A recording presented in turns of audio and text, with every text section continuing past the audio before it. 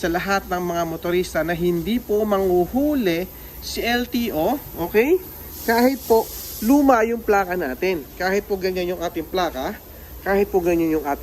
hindi po tayo hulihin. Wala pong announcement, wala pong memo si LTO sa mga motorista na hindi nagpalit ng plaka na huhulihin nila simula September 1. Wala ang mga motor, mga kaibigan, na 2018 hanggang 2021 meron na pong i-issue na plaka. Magkakaroon na po sila ng plaka. Pero ito po, mga kaibigan, ay by appointment.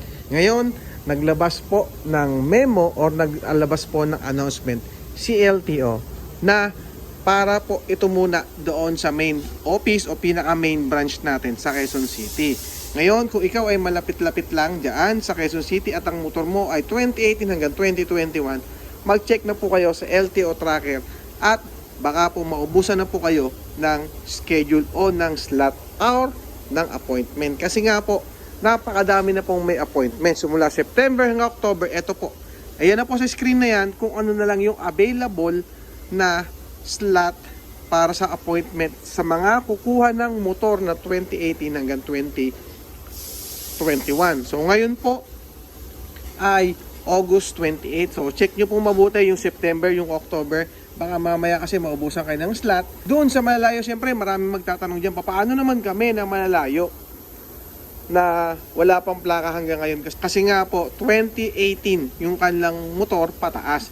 Ngayon mga kaibigan, ito is para sa akin lang, opinion ko lang din, antay-antay lang po tayo sa mga announcement pa ni LTO. Kasi nga po, sinimulan nila ito doon sa main branch ng Quezon City. At linawin ko din na 300 lamang po na plaka ang pamimigay nila doon na 2018 hanggang 2021. Yung ating sinasabi kanina, mga kaibigan, na base sa opinion ko lang, mga kaibigan, dahil sinimulan na po nila dito sa main branch, susunod na po nila yan. So baka bawat branches na po ng LTO magkaroon na rin po ng issuance ng mga plaka ng 2018 hanggang 2021. So malino po yan at opinion ko po muna yun, mga kaibigan, kasi nga po doon nila sinimulan. Sa mga wala pa, syempre magantay na lang po tayo ng announcement pa ni LTO. Syempre wag nyo kakalimutan mag-follow sa akin para ma-update ko po kayo lagi. And sa paglilinaw ko po at lagi kong sinasabi sa lahat ng mga motorista na hindi po manghuhuli si LTO, okay? Kahit po luma yung plaka natin, kahit po ganyan yung ating plaka,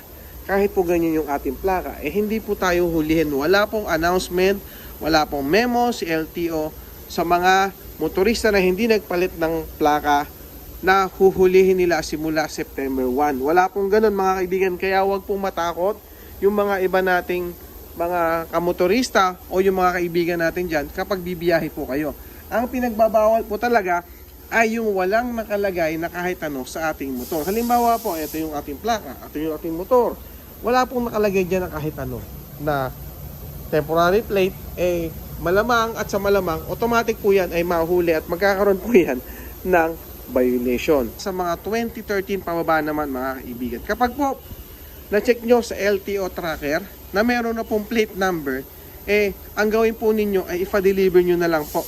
Okay? Pag po may plate number nakalagay. Pero kung wala po, mas maganda po, pumunta na kayo sa mga LTO district office kasi nga mabibigyan po kayo ng plaka. Yun yung 2013 pababa.